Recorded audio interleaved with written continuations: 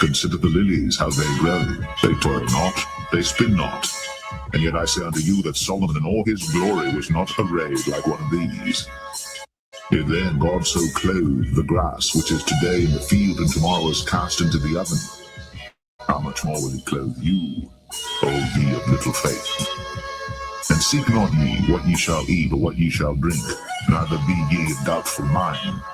This is our kingdom, a kingdom of righteousness. Praise the Lord. Praise ye the Lord. For all these things do the nations of the world seek after, and your Father knoweth that ye have need of these things. But rather seek ye the kingdom of God, and all these things shall be added unto you. Fear not, little flock, for it is your Father's good pleasure to give you the kingdom. Sell that ye have, and give alms. Provide yourselves bags which wax not old, a treasure in the heavens that faileth not, where no thief approacheth, neither moth corrupteth. For where your treasure is, there will your heart be also.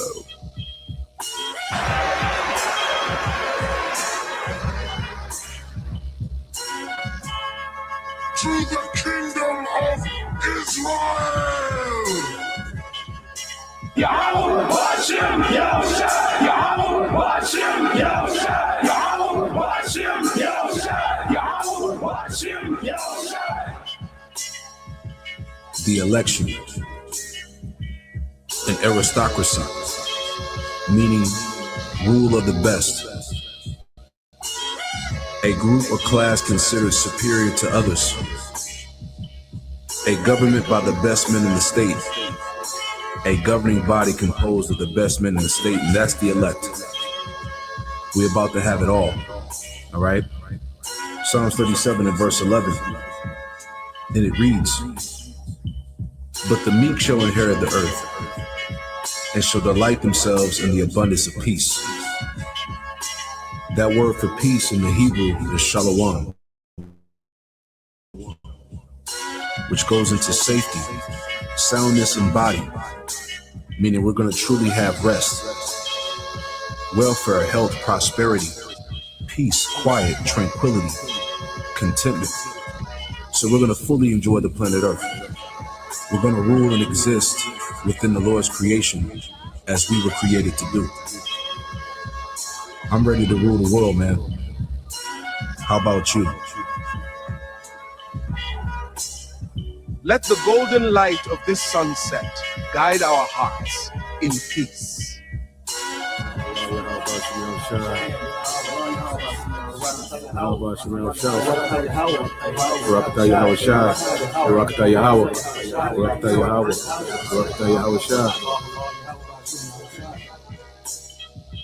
Fear not, little flock, for it is your Father's good pleasure to give you the kingdom. Sell that ye have, and give alms. Provide yourselves bags which wax not old, a treasure in the heavens that faileth not, where no thief approacheth, neither moth corrupteth. For where your treasure is, there will your heart be also.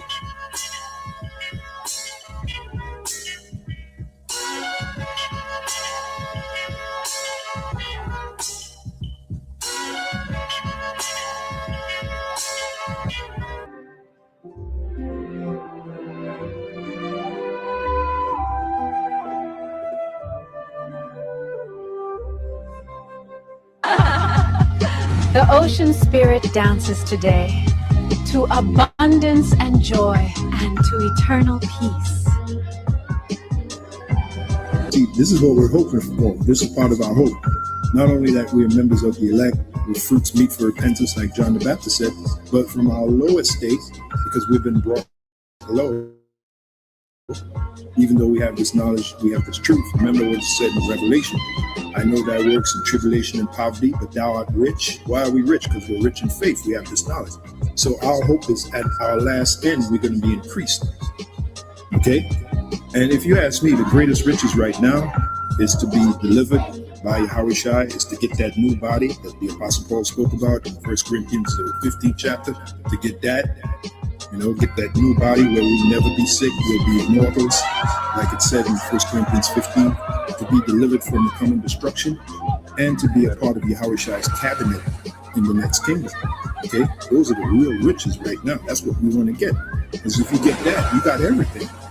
I mean, you got everything.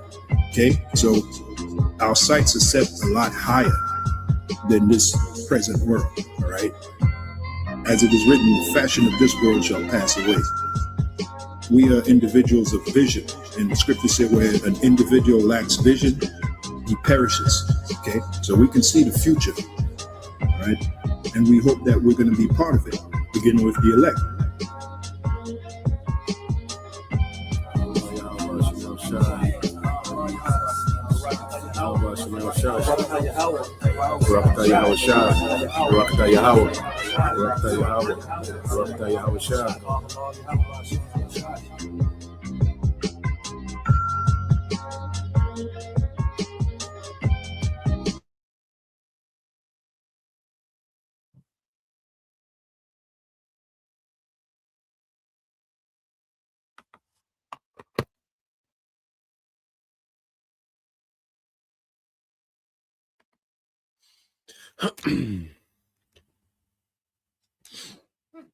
All right. Shalom. First and foremost, I would like to give all praise and glory unto Yahweh Bahasham, Yahweh Shah Bahasham, Makapadash, and double honors unto the apostles and the elders of GMS who rule well, teach well, being great examples for his younger brothers, and peace and blessings and salutation to the hopeful elect out there pushing his word and truth and in sincerity across the four winds in the name of Yahweh Bashim Al Shah, pushing to get up out of here. Shalom to the hopeful elect, the believers, the listeners who have came back to the obedience of the scriptures through faith in Yahweh Bashim Al Shah in these latter days, as we get, another day closer, all right, to great judgment in the earth and also a great deliverance. Lord will part, okay, of their remnant. It's going to be a part of their great deliverance and receive mercy in these latter days. All right. And as commanded by, our great King Yahushua, we are to watch and pray, so as we watch, and how we, through the Spirit, give us inspiration to go into, morning news and prophecy, brothers, going to all these different topics and other news and prophecy, okay, because we're in those times, all right, and this morning news and prophecy, goes into the wicked counsel of the heathen, okay, because this new world order, is a joint project headed by Esau, okay, and he's allied by these other heathen nations, you see, and what we're seeing is the Most High, is causing, conflict as they get closer and closer to this agenda, you see, but all these nations are guilty for being on board, okay, with this agenda, this new world order agenda, okay, which is a technocracy, a world ran by AI and technology, man, okay, where these you're gonna have a permanent, oligarch class of certain families, okay, that's gonna have all the wealth and all the ownership, you see, trying to rule the earth, as the Most High through technology. And you're gonna have a permanent, labor and slave class. Okay, ain't no more going up and down the ladder. No, they want these permanent classes. Okay, between the oligarchs, all right, and the laborers, man. And they want to lock it in place with technology. You see, and all these heathens are the elites of these heathens. Because the masses of these heathen populations, they're not going to benefit from this new world order. Okay, they're going to be looked at as cattle as well. You see, but the leaders, the governments, the super rich, the elite families of even these other nations are in cahoots. Okay, with Amalek, man. Okay, and it's going to result in all these heathens going into captivity. Okay, and being punished for this rebellion. Because even though, the common heathen, all right, is not, all right, in the loop of the agenda of the New World Order, well, they still serve other gods. Okay. They still have false beliefs. Okay. Which is rebellion as well. Okay. So the whole earth outside of the elect is getting ready to be judged through death, okay, or through slavery. You see, that's the judgment that's getting ready to come to the earth just to sum things up. Now, I want to go here to the book of Psalms 83 in the AMP. I want to go through the whole chapter. All right. Just a brief rundown. So you go to Psalms 83, and it speaks about, all right, the tumult, okay, or the conspiracy of the heathen. Okay, and it's a song of Asaph, which was a Levite priest, in King David's choir. Now, when you go to Psalms 83 and 1, it said, "Do not keep silent, O power. Do not hold your peace, or be still, O power. For behold, your enemies are in tumult." So this is a request for our power to get active against our enemies, man. You see, when you go to Psalms 83, this is a song, and it's requesting the Lord to intervene, okay, on our enemies, man, which are these heathen nations, beginning with Esau. Okay, and you're going to see as when you go into it, said, "For behold, your enemies are in tumult," which means they're conspiring. Okay, they're scheming. Okay, of a plan. You see, to undermine the Most High. Okay, and to exile His people. You see, it says, "And those who hate you have raised their heads in hatred of you." So these heathens have been emboldened by the leadership of Esau. Okay, to go against Yahweh by Shema Shai. You see, it says they concoct crafty schemes against your people and conspire together against your hidden and precious ones, which are the tribes, man. This is why there's a agreement amongst, okay, these elites to hide who we really are. These nations to hide who we really are. Okay, they're in agreement, to keep us hidden as a people. You see, because the upper echelon of these heathen nations, they know who we are, man. Okay, and in this new world order, you think they're going to reveal who the true tribes are? No. Okay, they're going to suppress it. They're going to have the ability to suppress it even more. Okay, and ultimately, we know this devil, he wants to try to eradicate the nation of Israel, man. That's why Jacob is just going to be Esau getting his rocks off on the tribes, man. And if you're outside of the elect, the Lord is going to allow Esau, okay, to have his way, man. That's why it's the time, to be in the good standards with our power, man. Because we're going to need, all right, help from on high coming into these times. Okay? Because that's on the agenda for Esau, is to get at the tribes, man. He wants to knock. Because when he talks about depopulation, what, all right, people do you think he wants to depopulate the most? Okay? Psalms 83:4 said, "They have said, come and let us wipe them out as a nation. Let the name of Israel be remembered no more." Okay? And they've done this, as far as identity, they separated our people from their true identity. Okay? Because in this system, it doesn't reverence the true Israelites as being Israelites. Okay? The system doesn't reverence that. It doesn't accept that. Okay? And ultimately, we know if the devil could, he will wipe out every Israelite, man. You see, but now you have, Israelite foreigners, our people look like other nations. He can't tell, okay, on the surface. You see? But at the end of the day, the Lord said he would never do away with his people. So it's a vain thing, all right, that these heathens are conspiring, man. Okay? It said, "For they have conspired together with one mind against you. They make a covenant," which is an agreement. Okay? So these nations have certain agreements. All right? But we understand that we're dealing with who? Esau, who's full of treachery, even against his own people, man. Even against amongst these certain oligarch families, they're treacherous towards each other, man. Okay, so these agreements are not going to stand. It's going to lead to an all-out war. The Lord's going to make, all right, to where they agree to a point, and then they're not going to agree. Okay, and this war is going to go beyond what these devils can manage, man.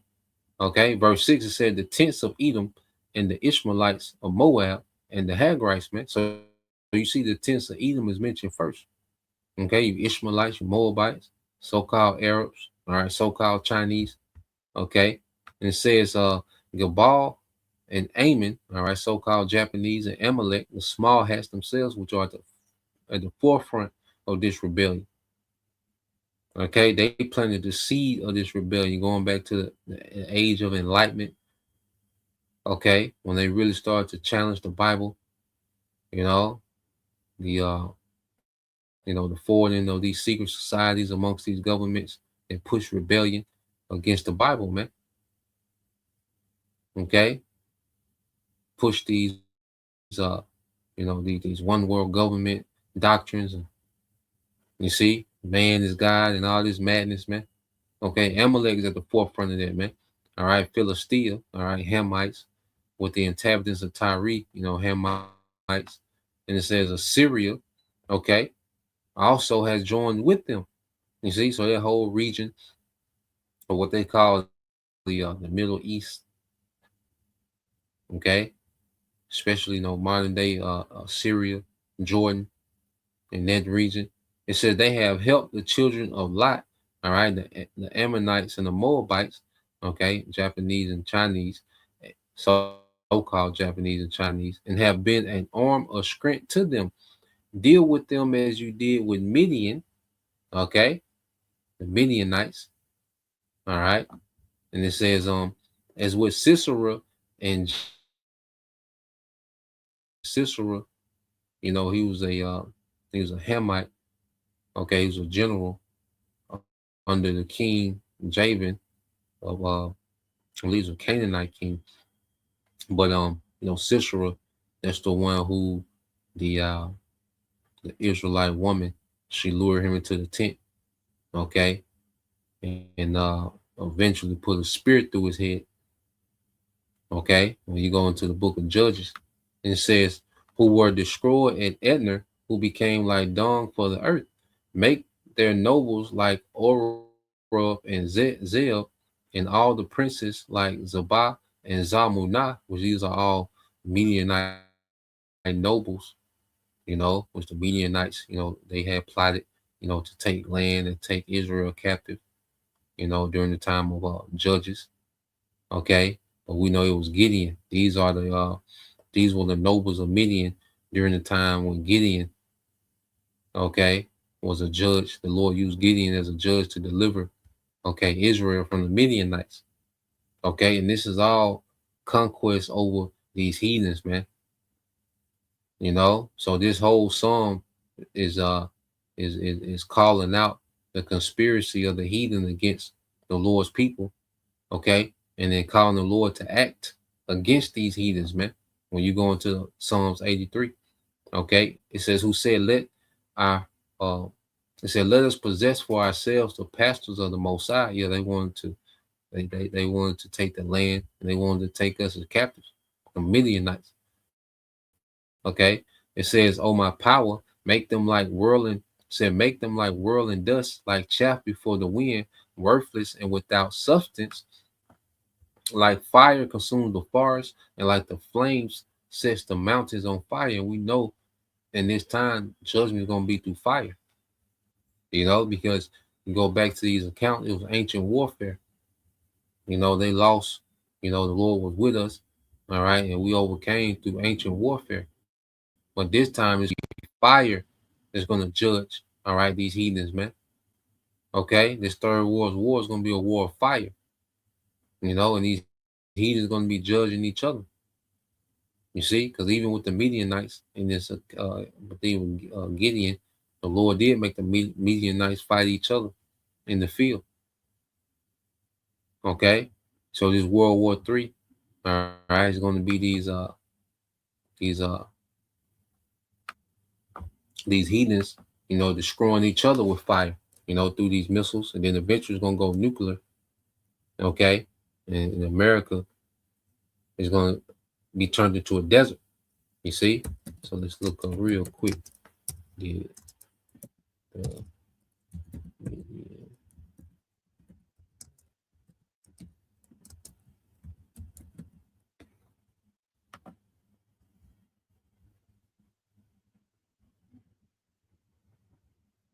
yep. So you go here. Um, just to get that account. All right. So when you go into this account dealing with the Midianites, we go back to Psalm 83. So when you go into that account, all right, I'm just add that the Midianites fight each other in the Bible. It says, yes, the Midianites fought each other in the Bible during the famous Gideon defeats. Midian account in the Bible of Judges. All right, so when you go into the battle of Gideon, it says Gideon and his small army of 300 men surrounded the enemy camp at night. The men blew trumpets, all right, and like the prophets, blowing the trumpet, smashed clay jars and held up burning torches. The sudden noise and bright lights panicked the Midian camp. The Most High caused total confusion, just like when he confounded the Tower of Babel. The Most High caused total confusion, okay? And we're seeing confusion amongst these nations, man. Okay? So the Lord is causing total confusion against this conspiracy of these nations of a one world, all right, order. Okay? It says, in the Midianites, soldiers turned their swords on each other. You see? So we're finna see these heathens, okay, turn their swords on each other on a whole nother level, man. Okay, and eventually it's gonna go nuclear, man. And that's gonna be a part of the Lord's judgment against these heathens, man. Okay? World War III is a part of the Lord judging these heathens when they're gonna put fire on each other, man. Okay, they're gonna depopulate their own populations. They're gonna depopulate their own people. Okay, so everything plays in our favor. These back and forth that we seeing with these nations, it all plays in our favor, man. And it's all part of the Lord's judgment against these heathens, man. From their elites, to the common people. Okay, so when you go to back to the book of Psalms 83 and 14, it said, like a fire consumes the forest, and like the flame sets the mountains on fire, so pursue them with your tempest and terrify them with the violence of your storm. And that's the chariots, man. Okay, because the Yahweh Shai is going to enter this war, and he's going to finalize the judgment. He's going to destroy these militaries. Okay, and the remnant of these heathens is going to be rounded up for captivity. You see, when we come back to the earth, man, he's going to deliver his elect, destroy the militaries of the earth. Okay, and then eventually the elect are going to come out these chariots and gather up the remnant of these heathens to captivity, man. Okay, and it's the beginning of the punishment, okay, for this great rebellion. Verse 18, it says, fill their faces with shame and disgrace, that they may persistently seek your name, O Lord Yahweh B'Shem Al Shai. And imagine these niggas in captivity, and Yahweh Shai is going to be in the earth ruling. Okay, the nation of Israel turned into immortals, man. And this is what you heathens fought against. You thought you was going to pull off, okay, a new world order, okay, with this, with this mere mortal technology. Okay, so it's going to be a great shame on these heathens, man, for the fact that they even tried to pull this off, man. Okay, the Lord gonna have these heathens looking dumb as hell, especially Esau. All right, and these heathens gonna look at Esau like, we follow this dumbass nigga. This was a dumbass plan, man. Look at these people.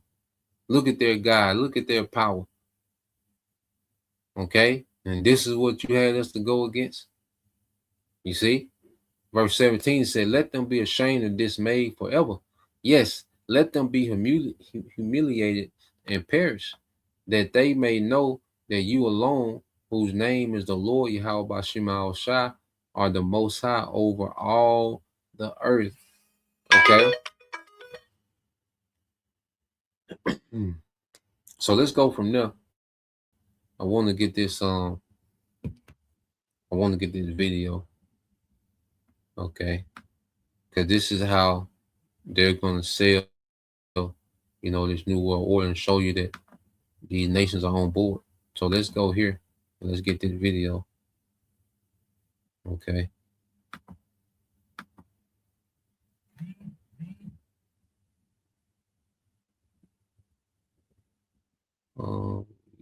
Yeah, here we go. So let's get this. He sums it up. First about 9 minutes. We let it play. All right, but all these nations are on board and they dress it up, as if everything they're doing is for the benefit of the masses, the common people. Okay, it's all about using technology to enhance life, to eliminate, all right, cancer and diseases and poverty and all the BS that they've been feeding for years, man, and been doing the exact opposite. Okay, so let's play this, and this is the PG-13 version of the New World Order. Then we're gonna get into what these devils are really bringing. Okay, so let's play this. It's a global network of NGOs, charities, politicians, academics, and others who collectively decide our global future,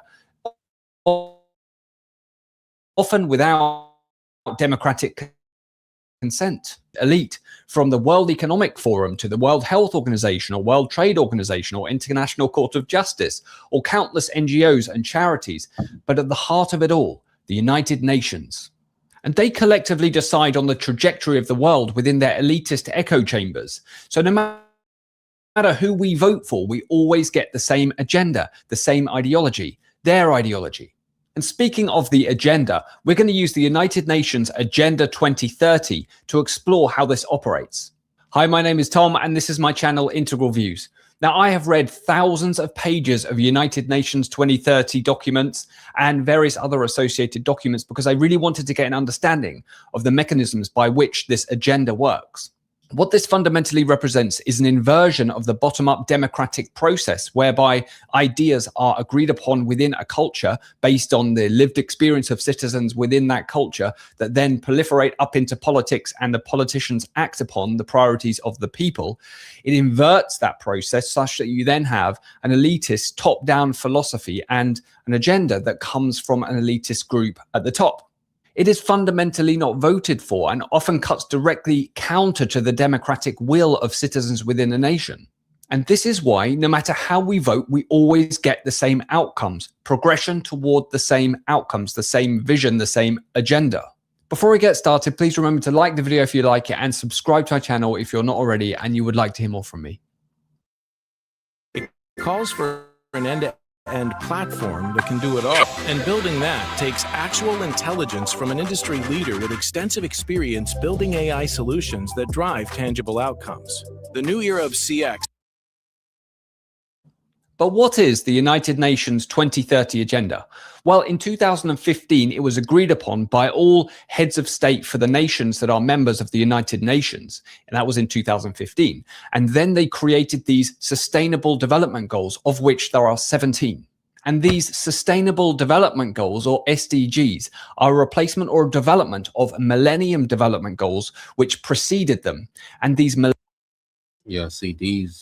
are the cute talking points, they present, this new world order is something for the people. Okay, like he said, no matter how you vote, okay, the direction of the global world order continues on this path. All right, because there's an agenda behind, all right, these presidents and prime ministers and leaders, okay, these chancellors, there's an agenda behind them. That's way above them. It's an agenda that they answer to. They answer to a global agenda. The president in India, okay, the president, all right, in China, in America, where they answer to a global agenda. Okay, now within that, at the scriptures, as we just went into, just in the Midianites, they went into confusion what fought each other. Okay, so the Lord is having events happen to where these nations that have these agreements, they're starting to go into confusion and fight each other. Okay, they're fighting their way into this new world order because everyone wants leverage. Everyone wants to have as much power and leverage as possible. All right, before they lock this thing in and switch this thing over. Okay, so it's very interesting how the Lord got this thing playing out. All right, but Republican and Democrat been stopped mattering a long time ago. Okay, and it's all about forwarding the agenda, okay, of the elites. You see? Millennium Development Goals, or MDGs, were in place from the year 2000 to 2015. They were developed in collaboration between the Sustainable Development Goals. You can pause and have a look if you want to. Essentially, what these represent is this utopian vision of the future. The way to think about this is that our leaders, right, the heads of state of the United Nations member states, all got together and convinced themselves of this fantastical version of the future within these little closed echo chambers. And then they went about trying to apply that across the world within their nation states, all contributing toward it. So, for example, no poverty, zero hunger, good health and well-being, quality education, gender equality, go down the list, right? It basically covers everything. And down the bottom there, you've got life on land, life below. And it's all BS.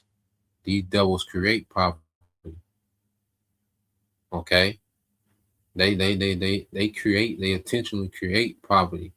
They create disease and sickness. They destroy the food supply. Okay, they have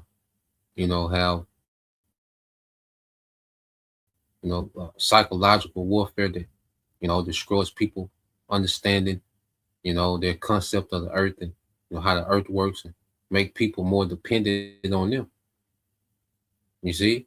The solution that this devil come with, okay, to these problems that he's created, okay, and he comes with this same game. And technology is not the solution to world hunger. Okay, technology is not the solution to poverty. Okay, this whole system is flawed. The problem is with the system itself and the people that runs the society. The earth has an Edomite problem. The poverty problem comes from Esau being in power. Okay, the health crisis comes from Esau being in power. Okay, the environment crisis comes from this devil being in power. And this nigga had the nerve to talk about the drinking water. Okay, when we seen clearly these last few months or so, all right, the damage and devastation of these data centers. Okay, so this is completely BS, these SDGs. But this is what they present to the masses, is this to justify, the rollout of technology. Okay, and this infrastructure, the digital infrastructure. Okay, these are the false promises of the devil, man. You see? So let's play this some more. By water, it's basically everything. The whole world, right, is encapsulated within these SDGs or sustain. It's a high level overview. But when you really get into the detail, you've got all of these different sort of segments or development goals that go, targets or metrics that drop down beneath these sustainable development goals. And they get quite specific around how to achieve these things. So the point is, at a high level, it looks like this utopian version of the future, this fantastical vision, right? And this is what these leaders have got in their head. And that's why they feel so righteous in terms of implementing it. It kind of acts like a religion in a sense. And on the surface, they're very, very difficult to argue with. So who's going to argue against having no poverty? Who's going to argue against having zero hunger, etc.? In the United Nations, they have this platform where you can submit progress against these SDGs or Sustainable Development Goals. And this is what it looks like. So it says SDG Actions Platform is a global registry of voluntary policies, commitments, multi-stakeholder partnerships, and other initiatives made by governments, the UN system, broad range of stakeholders. So it's not just governments that are committing to this and then contributing toward it. It's large corporations, it's kind of activist groups, you name it, lots, NGOs, etc. And if you look down at the bar chart down here, and I will zoom in here, what you can see is all of these different initiatives that have been submitted against each of these SDGs. So you've got thousands. This is a massive industry. Now, I've read thousands of literally thousands of pages of UN submissions, and I know how this works. Okay, I wanted to make sure I did.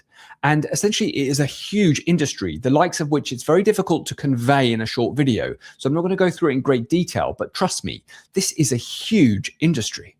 Now, as I said, in 2015, all of the heads of state of the different United Nations member states, they got together and they agreed upon this, and then they put their backing for it, right? So they signed up to this program, this agenda. And this will make these nations guilty, okay? Because they all are on board with this agenda. You know, and it's not every nation, but the collective, the mass majority of these nations, man, okay, have signed on board to this agenda. You see, the conspiracy, Psalms chapter 2. Okay, the heathen imagine the vain thing.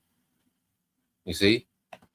And you can see that here, General Assembly, resolution adopted by the General Assembly in 2015.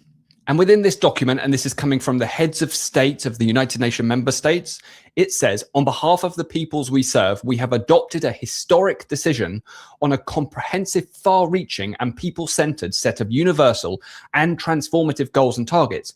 We commit ourselves to working tirelessly for the full implementation of this agenda by 2030. So what this is actually saying by our heads of government is we have all adopted and agreed upon this agenda, and we will now implement this throughout all of our nations. And the thing I want to point out is that they talk about this being transformative and far-reaching, and it very, very much is. It touches essentially everything, which I'll show later in the video. And this is the vision that our heads of state have adopted. In these goals and targets, we are setting out a supremely ambitious and transformational vision. We envisage a world free of poverty, hunger, disease, and want, where all life can thrive. We envisage a world free of fear and violence, a world with universal literacy, a world with equitable and universal access to quality education at all levels, to healthcare and social protection, where physical, mental, and social well-being are assured, a world where we reaffirm our commitments regarding the human right to safe drinking water and sanitation, and where there is improved hygiene, and where food is sufficient, safe, affordable, and nutritious, a world where human habits are safe, resilient, and sustainable, and where there is universal access to affordable, reliable, and sustainable energy. You hear this nigga, man? Okay? You hear what this nigga is saying, and it's the exact opposite of what this nigga is doing, man. Okay? This nigga is destroying the water. Okay? People's light bills are going up. Okay? The grid is stressed. You had Jeff Bezos say that, look, we got to start prioritizing these data centers over the population's energy use. Okay? But then you know, all right, they care about the project, their agenda more than people. And they just said that the SDGs are people-centered goals. Okay? Give me a goddamn break, man. Okay? And if you believe this BS, all right, and you take your simple dumb ass down there and let this man put technology in you, you deserve everything that come after. And we know, according to the Bible, the main thing that's going to come after that is nuclear destruction, man. Okay? You simple Israelites in America, man. Okay? So this is how they dress it up. You know, this is what they plan to present to the masses. Okay? With these SDGs, these sustainable development goals, which is the exact opposite of what this nigga is doing real time. Okay, so let's go from there. I got another video. All right, let's get that. Let me see.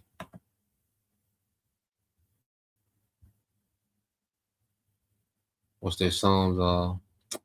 The 55, 21, and 22. Brother can post that by which I.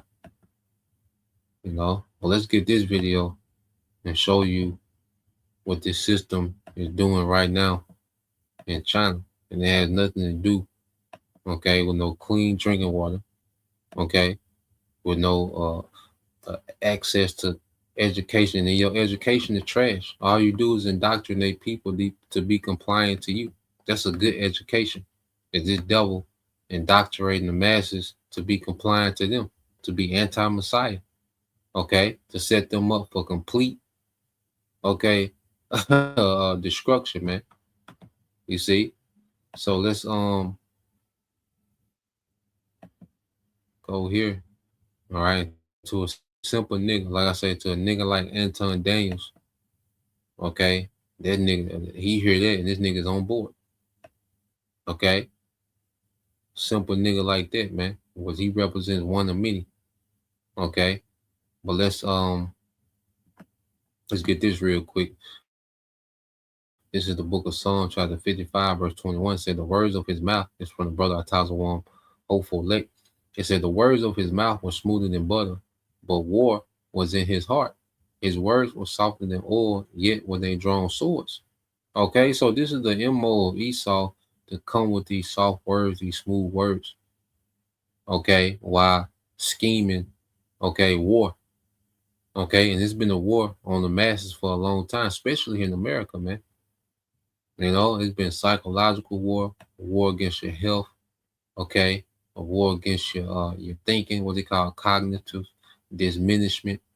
You know, this technology has been destroying people's, you know, ability to think. Okay, which makes you what, more dependent on him, and this makes it seem like AI is just this all-knowing, okay, nigga in the earth, because you can't do simple tasks. He destroys your mind to even complete simple tasks.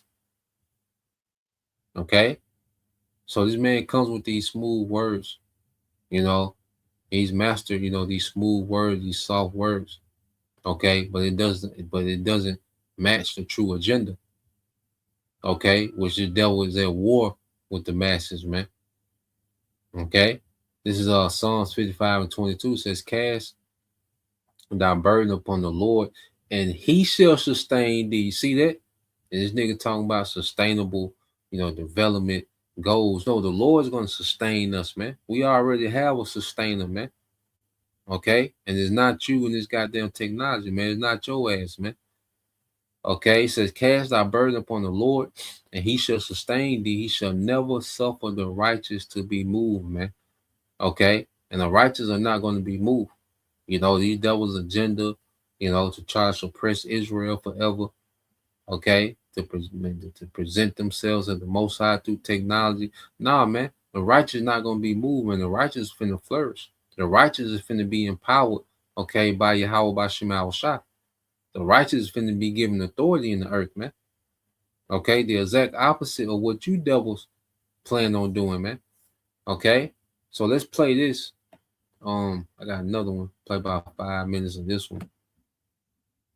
Okay, just to show you an update on what they got going on in China, because China is the most, you know, China is the farthest ahead out of all nations when it comes to this one world government system, this digital system. All right, this control grid, this surveillance state, social credit system with China, all right, is years ahead of everyone else, man. Okay, and this is what they want to get America caught up to. All right, it's gonna take a crisis, okay, chaos, civil unrest, bloodshed, okay, terror, okay, to get America to this point. So let's play this. China shows this. What becomes possible when digital ID and surveillance, financial access, travel, speedless, and government power are all connected? These exaggerated claims. There may be some about China's social credit system, but I want to talk to you about their social credit system. You know, it may seem like some kind of cartoon, like out of an episode of Black Mirror, but when you strip away some of the exaggeration, the reality of what's going on in China is deeply concerning. They have databases. They have blacklists. They do surveil everywhere with AI, with facial recognition, digital payments. They restrict travel. They control speech like you wouldn't believe. They publicly shame people, for real, like with TV screens, on the streets, showing people that have broken the law. Like maybe not like a law, like not a law in the sense of, yeah, breaking the law, but socially broke a law, if that makes any sense. It's hard to even put into words since I'm not totally used to it. but they have consequences that affect normal life. For example, China will restrict your travel with this social crediting reporting. Okay. The Associated Press has reported in 2019 that would-be air travelers in China were blocked from buying 17.5 million tickets. So there was 17.5 million times where people were not allowed to buy a ticket on a plane in 1 year for social credit related offenses. They didn't break the law, but socially they just didn't act right. They didn't do what we thought. And that includes unpaid taxes and fines. It also reported that people were blocked from buying train tickets 5.5 million times. Now think about this. This is not just a fine. This is not just a letter you get in the mail that warns you. This is your ability to move. You're being affected. You're in a system. You can't even travel. That's the difference. In the old world, you could have a problem in one area of your life and still live the rest of your life somewhere else, somehow else. But a connected digital system, one issue can literally follow you everywhere. Your payment, travel, housing, your reputation, your access, your public services, your online life, everything can become connected. That's the danger.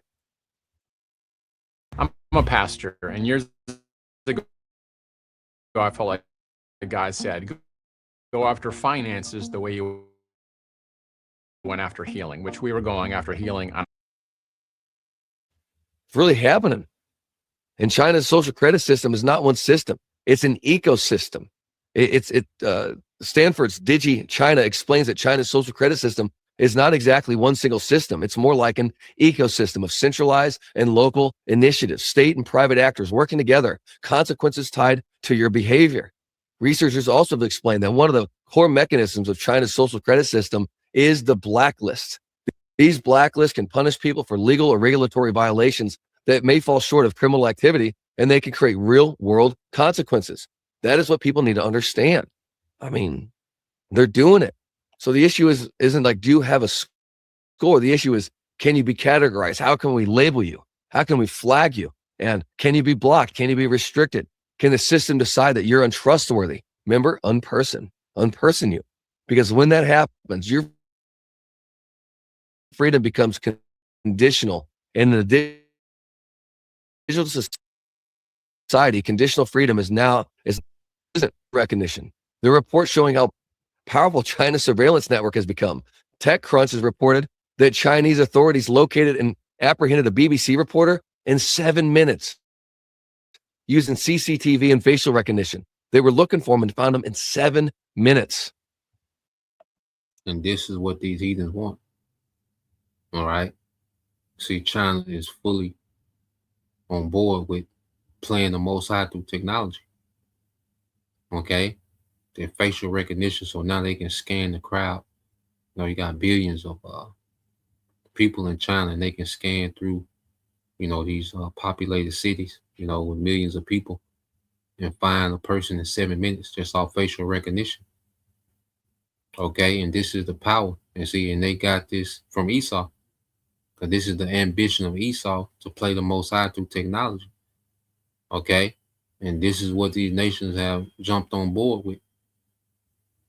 Okay, this is these nations committing fornication with the whore. Okay, which is a great rebellion against the Most High. Okay, against Yahweh Bashim Al-Shai. Okay, by the way of technology, man. You see? So let's play a little more. Combine that with digital payments, digital ID. Combine that with a social credit, online speech track. Let's know what you did. It knows where you are, what you said, what you bought, what you traveled, what you searched at once, who you associated with, and even what you believe. And it can do it in a second because it's AI superintelligence mixed with data centers. If that system is controlled by people hostile to the truth of the gospel, hostile to Jesus, hostile to freedom, then you begin to understand why Christians must pay attention. I bring this up because China gives us a picture of what it is, that it's possible when these systems come together. It had nothing to do with no damn clean water. Okay? Access to education. No, it's a control system. Okay? It's a system based on Let's see, a social credit system is a system of advanced behavior modification. Okay, just like these celebrities, they have to act a certain way to maintain as a celebrity, their crowd, their market, okay, their ability to make money. Like this counsel culture that we've seen in America amongst these celebrities who said the wrong thing, did the wrong thing, made the wrong song, made the wrong joke, made the wrong comment, okay, and they get counsel, shows get counsel endorsements.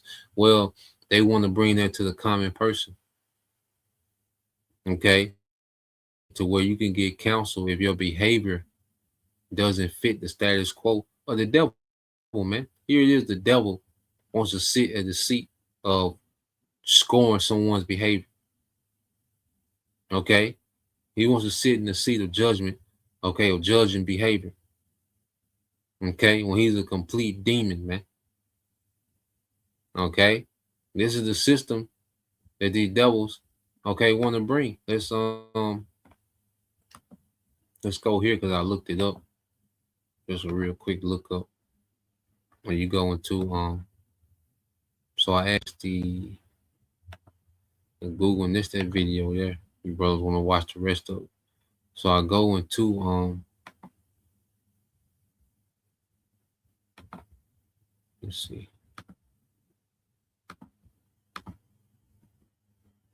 So you just ask Google real quick. I said this. I said yes. It says it says a social credit system, another level of behavior modification. It says yes, a social credit system functions fundamentally as a state-driven mechanism for behavior of modification. And if it's the devil that's controlling the behavior modification, how does he think he wants you to behave, man? Like a complete demon like him, man. To agree with all his folly and madness, okay, to agree with alphabet, to agree with pedo, to agree with whatever, man, whatever folly and wickedness that he sets as a standard, you have to be in compliance with that, man. Okay? And he's gonna link, and how does he have that type of control? By linking everyone to a digital system, man. Okay, by merging people with technology, and this technology merges you to his digital infrastructure where he has full control, okay, and oversight via the AI. It said utilizing rewards and punishments to shape public conduct. It extends the logic of financial credit tracking into civic, okay, moral and social domains. How the mechanics work. External reinforcement relies on a digital infrastructure, okay, of code, data collection, and surveillance to assign tangible consequences to everyday actions. Okay, so if you don't watch, this speech long enough, okay, then while you watching the speech, AI is looking at your facial expression to see if you're really into it. Okay, madness, man. You see, so your reaction, your facial expression wasn't good enough during this speech. Okay, you can lose, certain status, certain perks and privileges, man. Okay, well, hell no, man. I'd rather go back to the spirit world. Okay, rather go back to the spirit world, man. You see, and the deal with this nigga, man, and the digital, okay, prison. It says incentives and decentives. It says awards. All right. It says awards high scores with privilege like utility, discount, or easier access to service, and penalizes lower scores with restrictions such as travel or public shaming. It says norm enforcement operates as a substitute for an expansion of formal legal tools aiming to engineer social order through continuous behavioral feedback.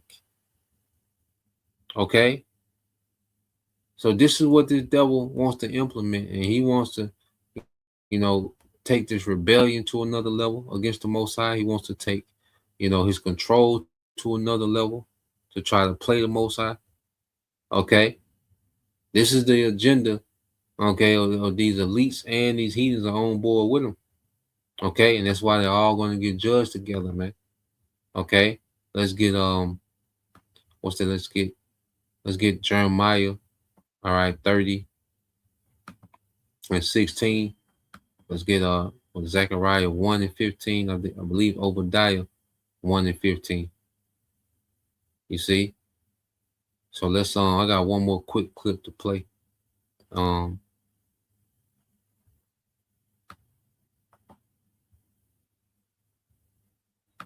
Yeah.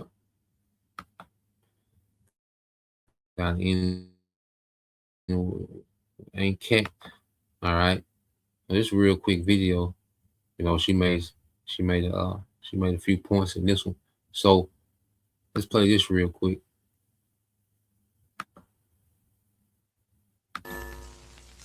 So here's the problem, though. If you look at how AI is being positioned and communicated, it is being used to implement a control grid. So it's been weaponized by, the guys who weaponize everything. So we have It's been weaponized by the guys who weaponize everything, the elites. Okay? And it's beautifully said. You know, AI has been weaponized by the guys who weaponize everything. Okay? Let's play this. wonderful wrap-up called Omnivore, which is the weaponization of everything. So, you name it, they've weaponized it. Milk, I don't know, pink polka dot, everything. So and that's in the scriptures. You know, the brother want to post that as well. Sirach. All right. 39 verses 20. I believe it's 25 through 26. I want to say the scriptures talk about how, now the wicked have turned everything, into a weapon. All right, this is Esau. Then she mentioned milk. So that's vital. She mentioned milk. Okay, because that's mentioned in the scriptures. You see, but everything that can be weaponized, these devils have weaponized it against the masses, man. Okay, and then they, all right, put your leaders. They put these puppets up there to tell you, okay, that this technology is for your best. All right, your best interest. Okay, everything in society works against you. Okay, but then they tell you this technology is for your interest, man. Okay, so get Sirach 39, which I'll get it real quick since I'm there. Let me go back.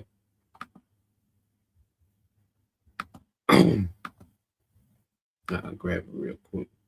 So this is the book Sirach chapter 39 verse 25. It says, for the good are the good things created from the beginning, so evil things for sinners. Okay, the principal things for the whole use of man's life are water. Okay, is not this man turning water into poison and toxic? Okay, fire. Now fire can be used for cooking, heating the house, making, tools, etc. But what does this man use fire for? Weapons. Okay, nuclear explosions. Okay, warheads. Okay, iron and salt, flour and wheat, honey, milk, and the blood of the grape, and oil and clothing. All these things are for the good to the godly. So to the sinners, they are turned into evil. You see? So the Bible addresses the people, that she's speaking about, that weaponizes everything. All right, with you devils, you elites. Okay? Because you have the authority to do that, to weaponize everything, man. To poison and pollute and defile and cause everything to be harmful that the Lord intended for good, man. And then come up with this dumbass list, SDGs, of what they want to fix, man. Nigga, get out of here, man. Okay? Yeah, so let's go back to this real quick.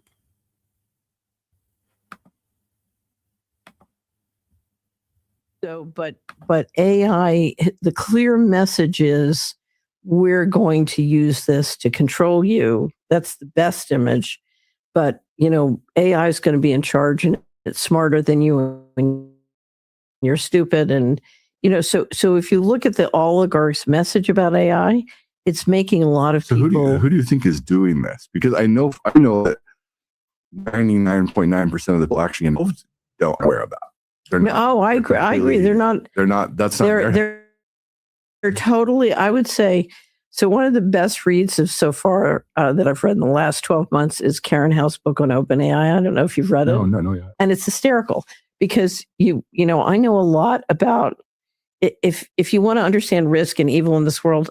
I've learned a lot about that. I've experienced a lot of research, a lot, but you have these amazing conversations where all brilliant people are sitting around in OpenAI talking about how when they reach general intelligence, they're going to solve the healthcare problem. And I'm laughing my head off it because it's just like, stop poisoning people; they'll be fine. You don't need 1 ounce of AI to solve this problem. It's not a medical problem. So you see that as a tool for persuasion to get people to buy into another story. Because could solve the problem elsewhere. I see a group of highly intelligent people working on AI who have not a clue how the world works. Yeah. Okay. I was one of those people once upon a time. I completely understand that because I was a very bright academic who was 30 years old all the way through my PhD before I uncovered a lick of economic reasoning. I was in that same boat and I realized, oh my goodness, I am super knowledgeable about a ton of things and I'm completely clueless about how the world works. I know this is true. Right. We have a whole part of the economy where people make money complexifying problems instead of solving them, and the solutions are pretty simple. Yeah. Right. Yeah. But the solutions may not give you control. Like the solutions may not benefit. They may not benefit the person trying to solve it. Well, but it's if we solve the problems, it certainly won't benefit the guys trying to centralize things. But right. So many of the people I know who feel very negative towards AI are feeling very negative about their perception it's being unleashed to control us. Exactly. And I share those concerns, right? Which is partly why I want to get the word out that it doesn't have to be that way. Yeah, so there's a quick snippet. Okay. The people who weaponize everything have weaponized AI. Okay. And she said there's people that make profit, because it's all about profit and control with Esau. Okay. And he makes profit and he gets more control when he makes things complicated. Like the way things are is extremely complicated. Instead of people in Arkansas, instead of people in Arkansas knowing how to farm, the mass majority of the people knowing how to farm, people in Arkansas have to get food. And it's just an example, it's just an example of how unnecessarily, complicated Esau makes, society. So instead of the people in Arkansas knowing how to farm and farming being taught in schools and, agriculture being taught on a wide scale, on the community level to the city level, state level. So instead of agriculture and understanding the earth and how to, use the earth to grow food, and survive, well, people in Arkansas have to get food shipped from California, food shipped from Mexico, food shipped from Argentina. Okay, what sense does that make when you have all this farmable land in Arkansas? Okay, but he benefits on things being overcomplicated. Okay, because this shipping benefits the people who own what? The oil. Okay, so the people who own the oil, they benefit off what? All this shipping, all this unnecessary shipping that goes on in the world. That's why it's so fragile. That's why one choke point can have such a vital impact on the global economy, because it's a fragile, overcomplicated system, and it doesn't have to be like that. Okay? But he needs dependency, and and he needs things to be overcomplicated, all right, to make it seem, you see, as if he's, all right, set up this efficient system that benefits everyone when it only benefits him, man. Okay, so let's go here to Zechariah 1:15 says, and I am very sore displeased with the heathen that are at ease, for I was but a little displeased, and they helped forward the affliction. And see, these heathens have been at ease during our captivity, and they got these deals with Esau. Okay, and it's speaking of the upper echelon of these heathens, they have these deals with Esau. Okay, to where you have a certain class of these heathens that benefit off these deals. Okay, so these heathens, all right, have been at ease in this system. They've enriched themselves. That's why scriptures speak about how the merchants are going to cry at the destruction of Babylon. That's these oligarchs, man, who got rich. All right, these certain, classes of these heathens, a certain class of these heathens who enrich themselves off the consumerism of America, man. Okay, because you go to Obadiah 1:15. This is you call hopeful 144. It said this Obadiah 1:15. It said, for the day of the Lord is near upon all the heathen. Okay, all the heathen. All right, because this chapter mainly goes to Esau, but then verse 15 addresses all the heathen, man. Okay, they're in cahoots with this nigga, man. It says, as thou hast done, it shall be done unto thee. Thy reward shall turn upon thy own head. Okay, so all you heathens are going to end up in captivity at the end of this thing, man. Right along with Esau. Okay, because you conspire with this nigga, you're going to be judged with this nigga, man. You're going to be punished with him. You see? So let's go to the book of Jeremiah 30:16. It's the brother service of Yahweh 144. It says, therefore, all they devour thee shall be devoured, and all thine adversaries, every one of them, shall go into captivity, and they that spoil thee shall be a spoil. So all these nations are getting ready to go into captivity, man. Every last one of them, man. All right, because they're all conspiring with Esau in the background, all right, to undermine the Most High with technology, man. You see? So this is where we at, and the Lord God, to where, just like we went into the Midianites earlier, hey, he's causing confusion. All right, and then in this war meant for a global reset is going to be the war, all right, that's going to destroy this new world order agenda, okay, and put these heathens in captivity, man, okay, according to the scriptures. So that's the point. We'll leave it there. Lord will. All right, you brothers and you few sisters were edified once again. Want to give all praise, honor, and glory unto Yahweh, Bahashem, Yahweh Shah, Bahashem, Rakakwadash, and double honors unto the apostles and the elders of GMS who rule well, teach well, being great examples towards younger brothers, and peace and blessings and salutations to the hopeful. Shalom.